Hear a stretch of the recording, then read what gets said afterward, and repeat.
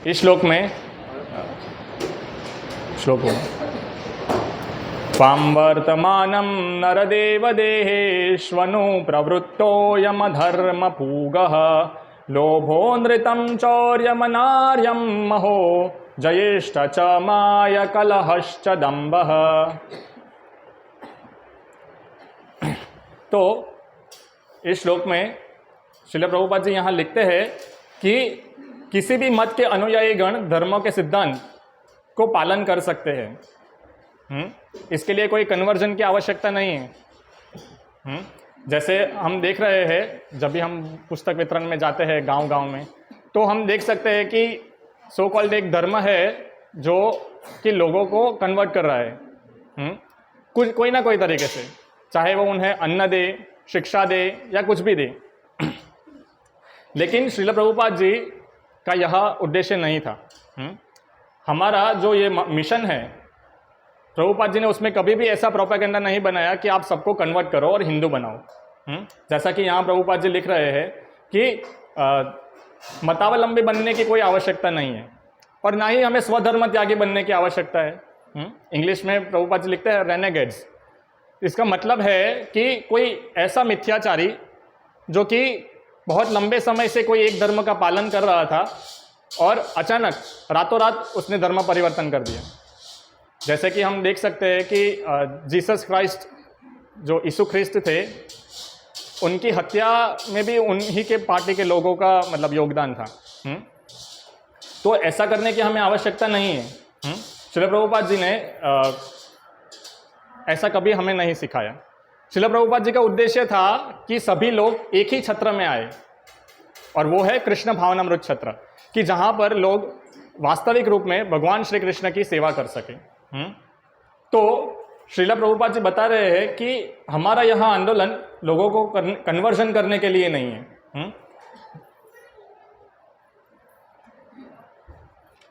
हमारा उद्देश्य है कि जो धर्म के नियामक सिद्धांत है उसको पालन करना। तो भागवत धर्म यानी श्रीमद् भागवतम भी हमें यही सिखा रहा है कि हमें धर्म के सिद्धांतों का पालन करते रहना चाहिए। तो धर्म के सिद्धांत कौन कौन से हैं? सत्य, तप, दया और शौचता। तो ये 4 धर्म के नियामक सिद्धांत हैं।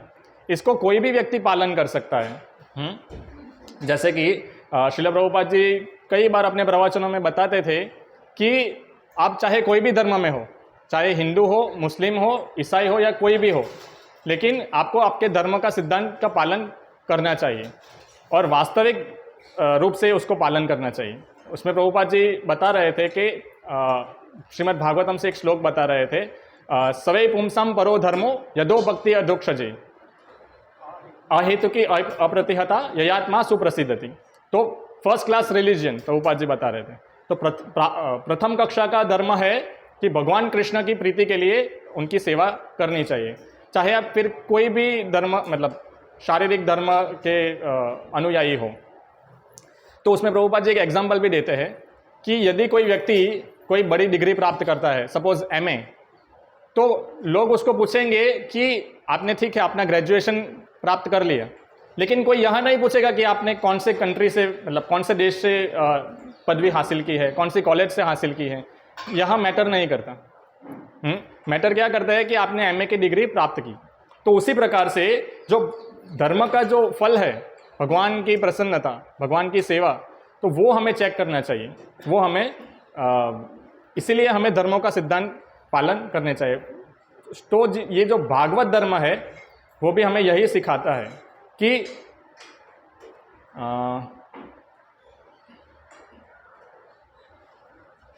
मनुष्य को इतना ही देखना है कि धर्म का उद्देश्य पूरा होता है कि नहीं। तो धर्म का जो उद्देश्य है वो पूरा होना चाहिए। तो ये जो धर्म के सिद्धांत है वो हर एक कोई के लिए समान है। हर कोई के लिए समान है। जैसे कि श्रील प्रभुपाद जी इसमें उदाहरण देते हैं सूर्य का। तो सूर्य जो है वो हर जगह पे सूर्य ही रहेगा, चाहे वो भारत में हो, अमेरिका में हो, फ्रांस में हो, जापान में हो या पाकिस्तान में हो, कहीं पर भी हो, सूर्य हमेशा सूर्य ही रहेगा। हाँ, लेकिन फ़र्क इतना है कि अलग अलग भाषाओं में उनका नाम अलग अलग हो सकता है। तो उसी प्रकार भगवान भी एक ही है और उनका धर्म भी एक ही है। तो इस प्रकार ये जो धर्म के सिद्धांत है वो सभी के लिए एक समान होते हैं।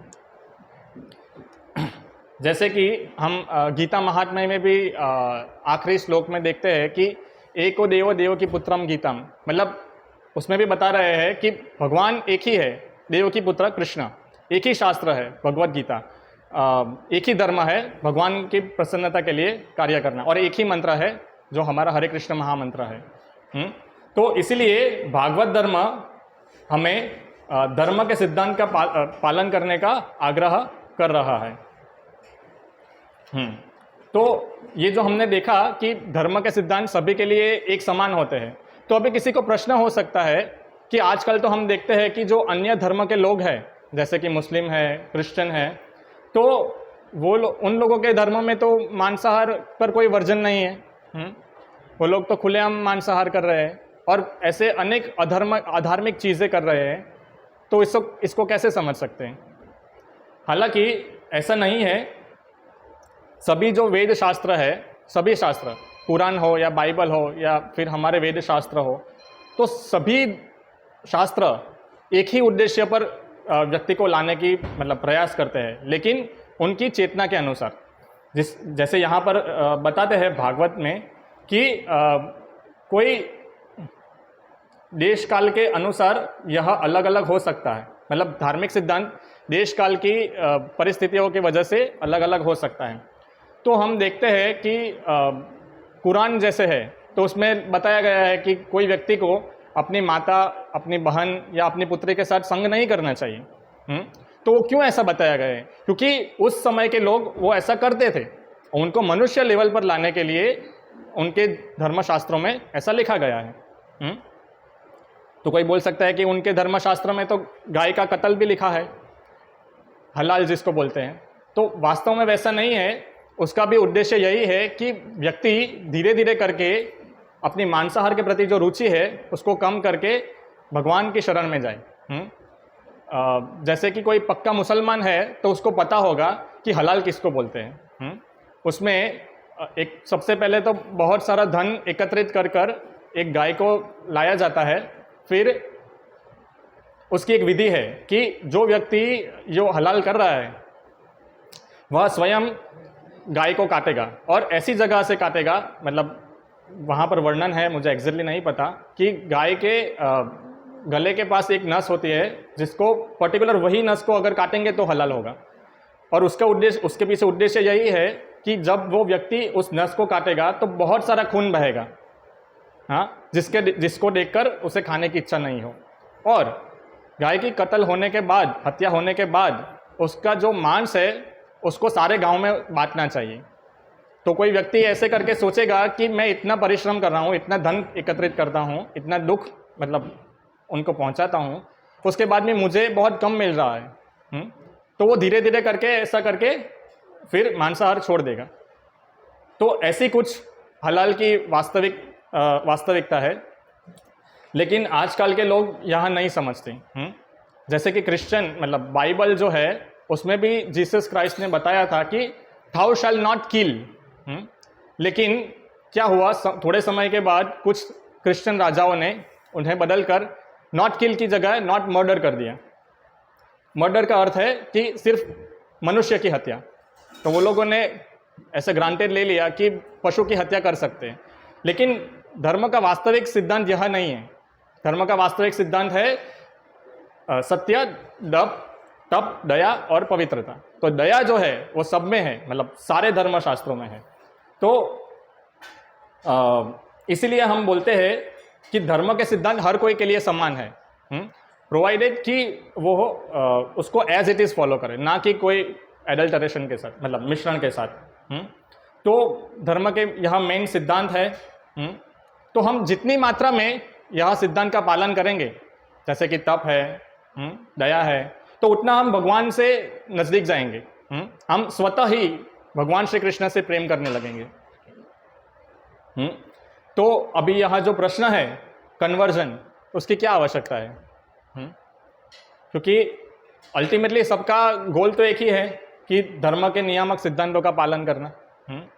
तो कन्वर्जन होना चाहिए, लेकिन किसका? जो भगवान के भक्त नहीं है उनका कन्वर्जन होना चाहिए भगवान के भक्त के रूप में। जो दया का पालन नहीं कर रहे उसका कन्वर्जन होना चाहिए दया में, मतलब दयावान व्यक्ति हो। जो तपश्चर्या में, मतलब जो तपश्चर्या नहीं करता है उनका कन्वर्जन होना चाहिए तपस्वी में। और जो सत्यवान नहीं है उसका कन्वर्जन होना चाहिए सत्यवान व्यक्ति में। क्योंकि जब हम यह चीज़ पालन करते हैं तो हम भगवान को आसानी से प्राप्त कर सकते हैं। लेकिन यहाँ पर अभी जैसे प्रभुपाद जी बता रहे हैं कि धर्मनिरपेक्ष राज्य किसी भी विशेष मत के प्रति निष्पक्ष रहता है, किंतु राज्य उपर्युक्त धर्म के सिद्धांतों के प्रति उदासीन नहीं रह सकता। तो अभी हम देखते हैं जैसे भारत है तो वो सेक्युलर कंट्री है, धर्मनिरपेक्ष राज्य। लेकिन अभी क्या हो गया है कि वो धर्मनिरपेक्ष से एक मतलब नास्तिक हो गया है पूरा। धर्मनिरपेक्ष का अर्थ है कि सभी धर्मों को एक समान आदर मिलना चाहिए। लेकिन अभी लोग क्या समझ रहे हैं कि कोई धर्म नहीं होना चाहिए। सेक्युलर का मतलब वो लोग यही निकाल रहे हैं। तो स्वतः ही ये सब जो प्रभुपाद जी बता रहे हैं, लालच है, असत्य है, छल है, चोरी है, तो वो सब ऑटोमेटिकली बढ़ेगा। क्यों? क्योंकि धर्म के नियामक सिद्धांतों का पालन नहीं हो रहा है। तो प्रभुपाद जी यहाँ लिख रहे हैं कि जो एग्जीक्यूटिव हेड्स है, मतलब क्या है इसमें शब्द, नर देवता अथवा किसी कार्यकारी प्रशासक, तो कार्यकारी प्रशासक का यह कर्तव्य है कि पूरे देश में वो जांच करे कि धर्म के सिद्धांतों का पालन हो रहा है कि नहीं। तो प्रभुपाद जी इस चीज पर बहुत जोर देते हैं।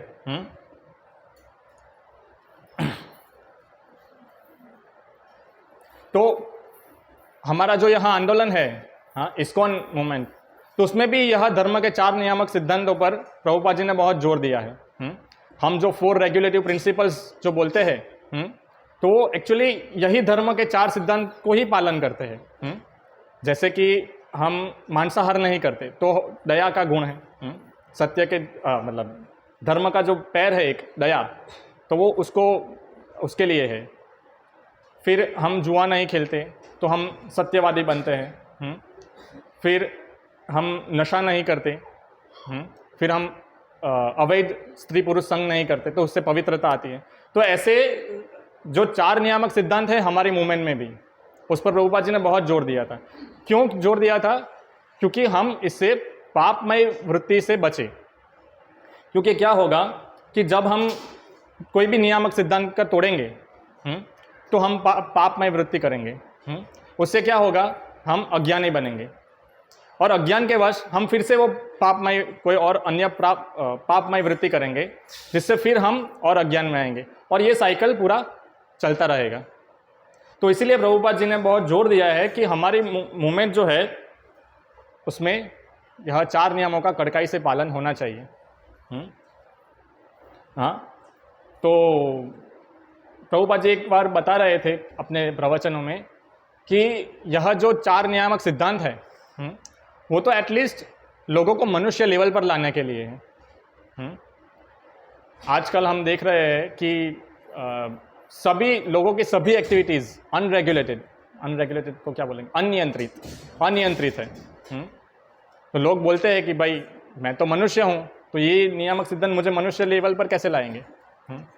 तो वो सिर्फ शारीरिक दृष्टि से मनुष्य लेवल पर है, लेकिन चेतना और कर्म की दृष्टि से वो पशु समान ही है। तो जैसे कि हितोपदेश में एक श्लोक आता है कि आहार निंद्रा भय मैथुनम च सामान्य एतत् पशु भी नराणाम धर्मो ही तेषो अधिको विशेषो धर्मेण हीन पशु भी समान। तो उसमें भी यही बात बताई गई है कि जो आहार निंद्रा भय और मैथुन है तो वो तो पशु भी कर रहे हैं। लेकिन मनुष्य अलग किस प्रकार से है? क्योंकि वो धर्म का पालन करता है। तो ये जो हम प्रभुपाद जी जो बता रहे थे कि जो मनुष्य है वो सारी अनरेगुलेटेड एक्टिविटीज़ में अभी तो लग गया है, तो पशु भी उतना अनरेगुलेटेड नहीं करते। जैसे कि अरविंद दास प्रभु है, तो अभी उनके पास गाय है, तो एक बार हमें बता रहे थे कि गाय जो होती है, मतलब पशु जो होते हैं, उनमें भी एक सीज़न आती है और एक पर्टिकुलर समय होता है, तभी वो बैल के साथ अपना संग करते हैं। तो इस तरह से गाय एक मतलब बहुत प्योर एनिमल है। और अन्य ऐसे बहुत सारे पशु हैं जो कि अपने समय आने पर ही संग करते हैं। लेकिन यदि हम मनुष्य की बात करें तो वो कोई समय स्थल की उपेक्षा नहीं करता, वो किसी भी समय कोई भी क्षण कर देता है। तो गुरु महाराज भी एक बार बता रहे थे लेक्चर में कि मनुष्यों की तुलना पशुओं से करना तो पशुओं का अपमान हो जाएगा। तो इस तरह जो लोग हैं, हाँ, तो उसको मतलब धर्म का आचरण करके रेगुलेटेड मैनर में मनुष्य लेवल पर आना चाहिए, और तभी हम यह जो अनैतिक जो भी है, असत्य, डकैती, अशिष्टता, उसको हम कंट्रोल में ला सकेंगे। अभी जो सरकार है वह भ्रष्टाचार रोकने के लिए बहुत प्रयास कर रहे हैं, लेकिन फंडामेंटली क्लियर नहीं है। राजा का कर्तव्य है कि उन्हें देखना चाहिए कि देश में क्या हो रहा है, लोग धर्म का पालन कर रहे हैं कि नहीं है। लेकिन अभी ऐसा कोई कर नहीं रहा है, और जैसे प्रभुपाद यहाँ बता रहे हैं कि अतएव उनके संरक्षण में धार्मिक सिद्धांतों के विरोधी यथा लालच, असत्य, छल तथा चोरी स्वाभाविक रूप से पनपेंगे, और ऐसे राज्य में भ्रष्टाचार रोकने के लिए विज्ञापनबाजी को हो हल्ले का कोई अर्थ नहीं रहेगा। तो आज हम यह देख रहे हैं, सरकार का इतने प्रयासों के बावजूद भी भ्रष्टाचार का कोई कंट्रोल नहीं है। तो क्यों? क्योंकि फंडामेंटल्स क्लियर नहीं है। हमारा जो मूलभूत आवश्यकता है समाज के लिए, कि धर्म का सिद्धांत का पालन होना चाहिए, वह नहीं हो रहा है। तो यह जो हमारा इस्कॉन मूवमेंट है, उसका कार्य यही है कि समाज के लोगों को फंडामेंटल स्ट्रांग करेंगे, तो अपने आप समाज एक आदर्श बनेगा। यह बात श्रील प्रभुपाद जी इसमें समझाना चाहते हैं। तो हरे कृष्णा, किसी को कोई प्रश्न है तो पूछ सकते हैं, यहाँ पर विराम लेंगे अन्यथा।